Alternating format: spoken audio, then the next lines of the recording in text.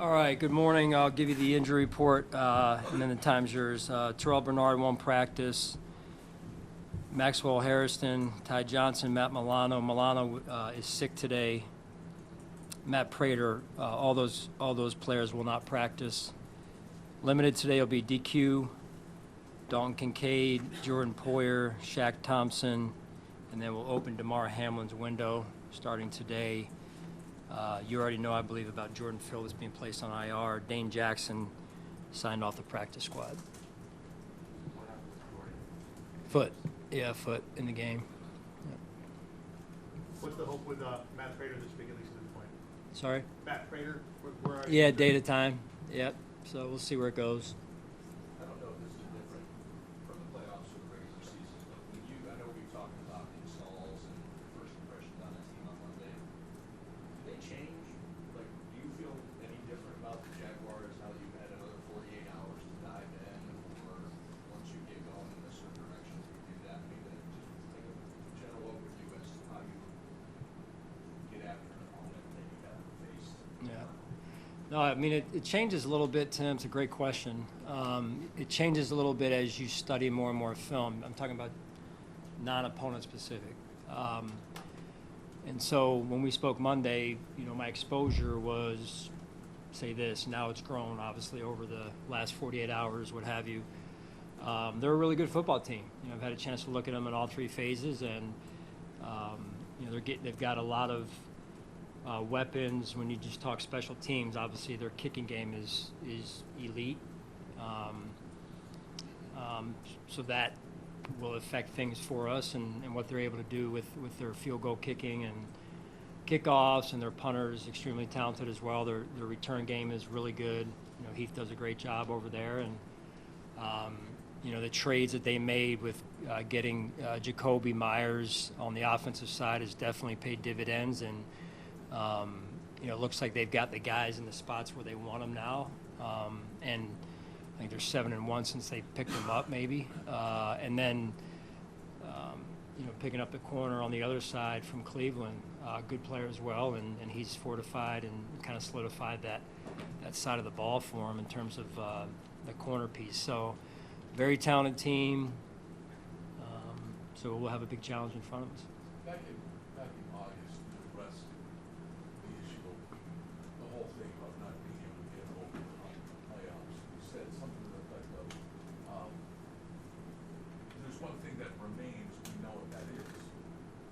As you now open the playoffs, what are your thoughts about that and the pressures of, not the pressures, but the specter of needing to advance this team to where it needs to get to? Yeah, we're really focused on this game and today, quite honestly. Being present today, improving where we need to improve, making sure we got the right game plan, getting the first chance for the players to come out and execute today, and see where we go from there. Sean, just to clarify, make sure Josh is a full participant today? Yes. Okay. Yeah. Sean, can you expound on Tim was saying about what you learned days here about their run? So this looks to be, you're the number one rushing team in the league, but this might be maybe your best test of the season. Yeah, big challenge. Coach does a really good job on that side of the ball, and Campanelli, and you just look at it overall. They're stout in what they do. They set edges well. They play, some of the time 5 guys on the line of scrimmage. Sometimes it's 4, so they change structures.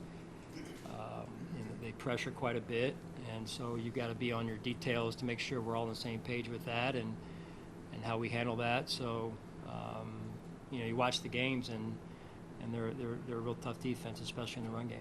Sean, related to the decision to open Jamar Winfield, obviously it's been a long time since he's been on injured reserve. What have you seen? More medically. I've obviously been around him, interacted with him on a personal level. Seems in good spirits, but medically it's obviously moving in the right direction. So Nate is the one who gives us the green light to, hey, if we're in that spot, let's go ahead and open it up. And then where's Ed? So potentially moving that this week or next week? Like, how is that? Don't know yet. Yeah, I know he's trending in the right direction. I just don't know if it's going to be this week, next week, week after, something like that. Sean, we talked about the slow starts with your team a few different times this year. How much of a focus is it this week to avoid that, and how much do you change maybe an approach to try and make sure this doesn't happen again this week? I mean, you always want to get off to a good start in any game, in particular a game like this. But at the end of the day, it's about us playing really good football from play one to play however long it takes. Sean, can a road game, even though you love playing here, can a road game be a galvanizing thing for a team? You know, you talked about you have a good setup and you like the plan your team has when you go on the road. Can it be that for a team having to go on the road in the playoffs? Potentially, yeah. I mean, potentially, we've played a lot of playoff games, been a part of a lot of playoff games in my career, and you play some at home and you get some away, and that's kind of usually how the seasons go. So you got to be able to adapt to where you play and all the things that come with playing on the road. Max goes down. Can you kind of put in the word what it means to have a guy like Dane Jackson available in your practice squad to come up? Yeah, Dane's always been a guy that's done a great job for us. When he was first here, first came around, and right away you notice the intangibles that Dane Jackson brings to the table, his toughness, his football instincts, his blue-collar approach, and he's a great teammate. So it's great to have someone like Dane that we can rely on in a situation like this. Who on Monday mentioned that because the plan was what it was for Josh last week, that he maybe had a chance to do a little bit more self-scouting than he might have otherwise normally in a week. What have you noticed from Josh, maybe on the mental side as much as the physical side of the week? The week is early yet, Jay, so it's, I was around him a little bit this morning, or a lot more this morning as compared to the last couple of days, but we're still around him the last couple of days. So this is how he is every year this time of year. He's very dialed in, very focused, really focused and honed in on his process and what he needs to do. And that's what it appears from my vantage point this morning as well. The regular season for Josh was maybe potentially had a few more potholes than it did last year in terms of the sacks and things like that. How have you seen him, I guess, respond to that adversity? Yeah, no, I think when you come off the year that he had last year, talking about the reigning MVP in the league, and that's a near perfect season, and people then think, okay, then he's got to one up that. That's almost impossible to do, the way he played last year. So you don't want to try and go out and be perfect. That's not how you really want to perform. So you want to go out there knowing that there's going to be some imperfections, and then you adjust and adapt. And I really believe he's led our team in that regard, which is really strong for us. What is it about Josh that steps up his game in the playoffs? I mean, as good as he is in the regular season, his numbers, his efficiency, his production is that much higher. Yeah, I think I mentioned his process is really strong, especially this time of year. Sean, from 2017, when you were coaching your first playoff games that you coached up to this point, I'm sure there were a lot of things and areas where you could improve. Is there a notable difference? Other than this right here. Other than this. Is there anything that stands out about what you know now that you didn't know then? What I know now that I didn't know then? Oh, man. I should turn around and ask you guys the same question 9 years ago. What do you know now that you didn't know 9 years ago? I just really believe you learn through life experiences, through experiences on the job.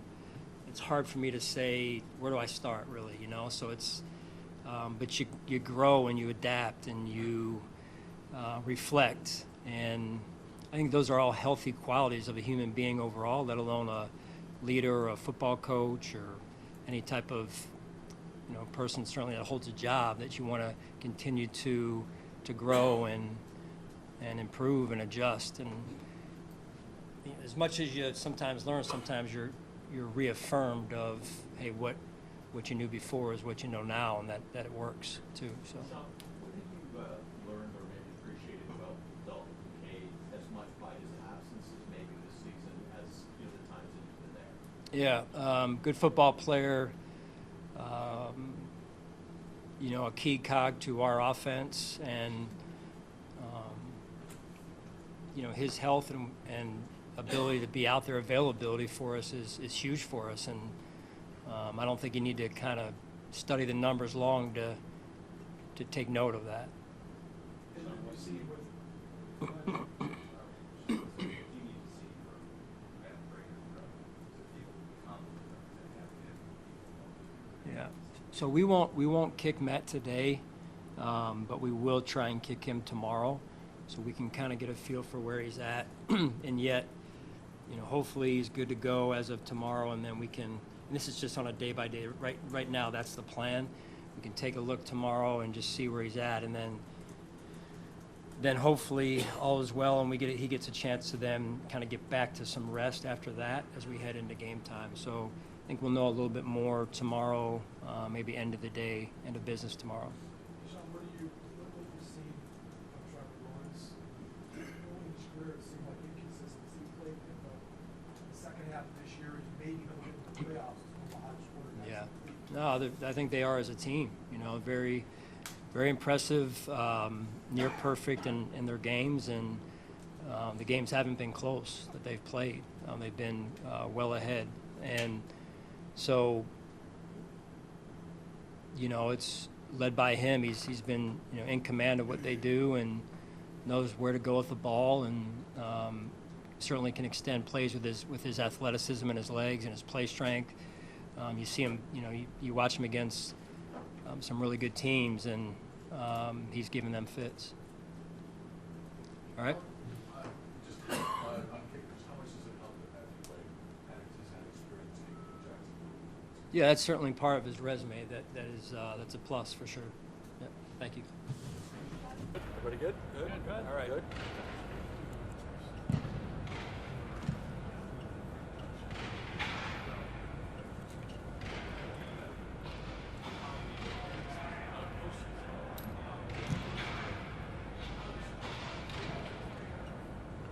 I test that to my teammates, coaching staff. I think, you have a more. I wouldn't say I prepare any differently. I wouldn't say I take the game any differently. I think that maybe there's an emphasis on each drive a little more, and just knowing that every single drive matters in the playoffs, especially when you're going against good teams and good quarterbacks like we're going against this week. Points are at a premium. Being okay with living in, taking some easy ones. Joe kind of had me self-scout myself throughout the year this last week. And I came away obviously just like, God, there's so much out there that I've missed, right? Whether it's getting a little lazy with my feet and not taking a check down and maybe instead trying to force something downfield, or throwing the ball away, not taking sacks, and allowing us to be in field goal range. And there's still so much room to improve, and I think I just have this extra emphasis, like I said, on points are at a premium in the playoffs, and just trying to do everything I can to give us points. How valuable was that stuff as you reflect back and after beating yourself up once? Yeah, I mean, you're sitting there like, God, I stink, It's like, what am I thinking here? What am I doing? And I think that's, the film is never as good. It's never as bad as you think it is going to be.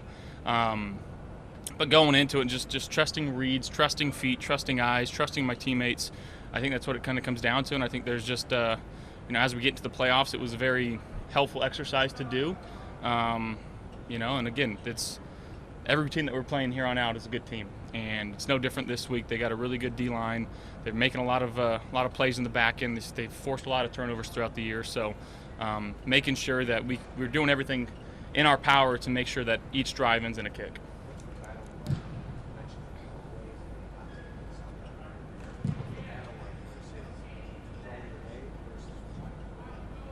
Yeah, I mean, I think there's just, that added layer of knowing down and distance and flow of the game, and when to take risks, when not to take risks. And I think maybe throughout the regular season you get into this mold of just like, we have more games, I can try to squeeze this one in and see how it goes. And, obviously in the playoffs, those are premium drives, and you can't really risk too much. And, obviously you want to go out there and make the play that's to be made, but sometimes the play is throwing it 3 yards and getting to a second and 7 instead of a 2nd and 10. So yeah. That's what you're describing there, kind of that self-scouting. Is that usual for you or different than in years past for any team? No, different in years past. Not too often are you in a position where you can, not play the last week of the season, and that was good and bad, right? Because we knew that we couldn't win our division, but just trying to get healthy for the playoffs, and again, that I think it was a very helpful exercise. In terms of the physical rest, which is the obvious benefit, is there almost a mental reset there that I think so. And again, just coming out here with the guys, trying to have a good week of practice, put together our best stuff, and comes down to who executes better on game day. And Sunday 1 o'clock, we're doing everything we can do to be ready for that.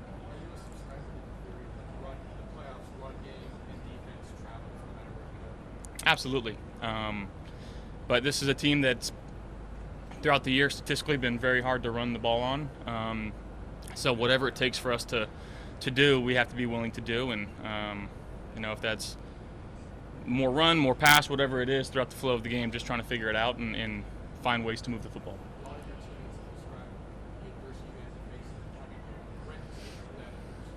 How do you see that team these tough challenges throughout the regular season? Yeah, I think we've been forced into a lot of different scenarios this year and found ourselves out of most of them. There's some that obviously we've learned from and taken that knowledge that we've gained throughout the season into the playoffs, and having guys that have been around the playoffs regularly on a team, I think it does pay dividends.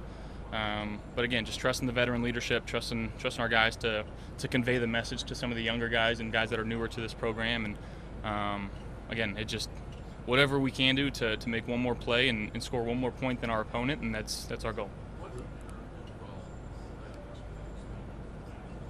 As well as this team has done, it's not gotten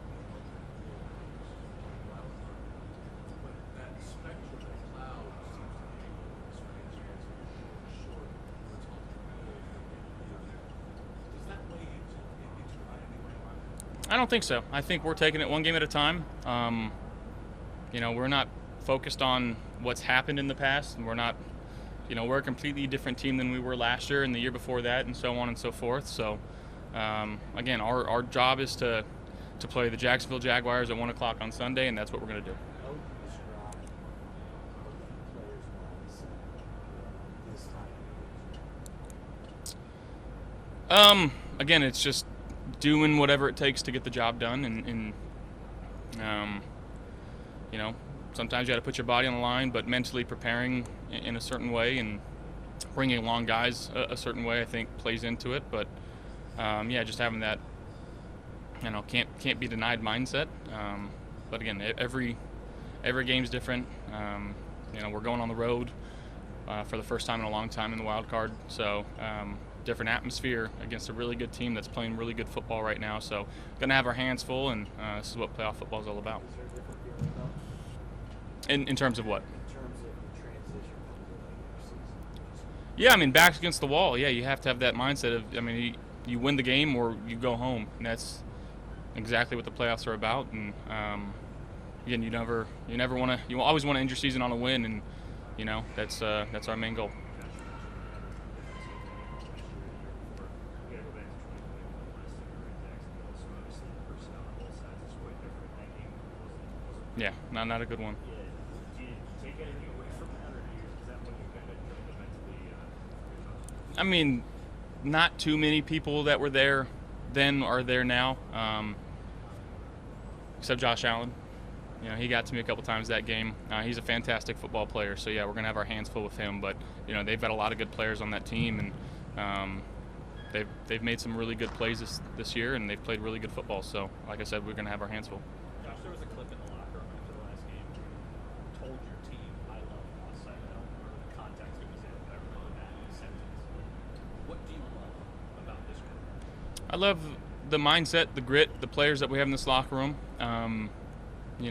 To the point earlier of being in different scenarios and fighting out of it and finding ways to win football games. Just the belief in who we've got in this locker room. What's different about road games and challenges in the playoffs? Well, typically, more hyped crowds. You have to be very good on snap timing. It allows defenses to hide their hand a little better. When they see a leg go up, they can move it. While we can't change. So again, we're gonna have to be very good at pre-snap and post-snap reads and getting through them. And again, run game, pass game, you name it. We just gotta make sure that we're executing our details.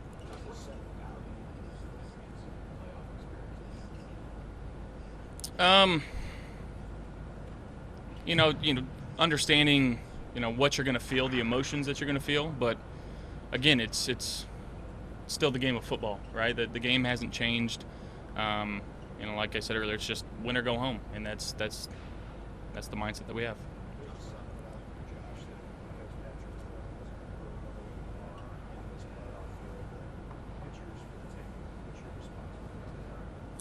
Again, I'm just trying to focus on Jacksonville at 1 o'clock, and there's some dang good football teams in this playoffs, and it's going to take everyone in this locker room's best effort to get the job done.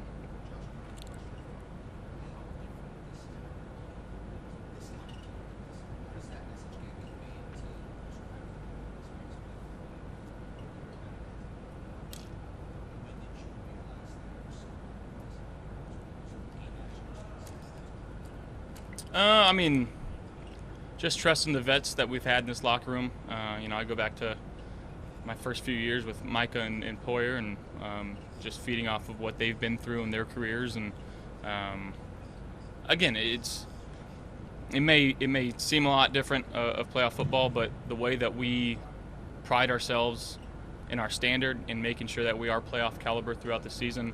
We're not practicing any longer this week. We're not doing anything extra in terms of preparation. We feel like throughout the year, this is how we prepare. This is how we try to win football games. And you may spend a little longer watching certain looks in terms of what they can do to you and trying to clean things up on our end. But I think the process is the process, and the standard that we have is the standard. So we're not trying to change a whole lot. Just the mindset of going in there, being ready to play.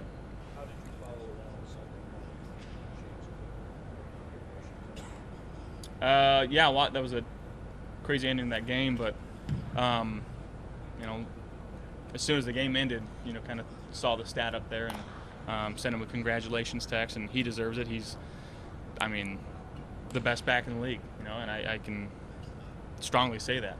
The way that he has carried himself throughout this year, the way that he consistently performs on a game-to-game basis, how hard he practices, he's done everything to deserve this honor, and it's really cool, and we got to keep rolling with him in the playoffs. Yeah, early on in the game, it didn't look like it was going to hold up too well, but fortunate for us, it did, and fortunate for him, and you can write that one down. But I know he's more focused on helping this team win playoff games and ultimately win the Super Bowl, and that was a minor thing for him, and I think he's probably already passed it.